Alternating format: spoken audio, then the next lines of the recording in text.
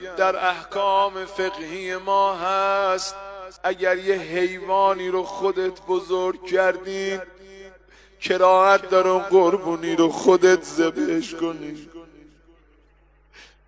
اگه مثلا یه گوسفندی رو تو خونه همیشه تو بهش غذا دادی روایت میگه کراهت داره، کراهتش هم زیاده، اون گوسفند رو خودت ذبح نکن، بده دست کسی دیگه. اصلا یه مرغ و خروسی رو تو خونه تو همیشه براش دون آب ریختی خودت سر نبر، بده کسی دیگه سر ببرنه.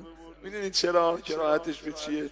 میگه آخه اون حیوان همیشه تو رو که دیده از دست تو غذا خورده، همیشه از تو محبت دیده، در مخیله اون حیوانم نمی گنجه یه روز تو میخوای سرشو ببری.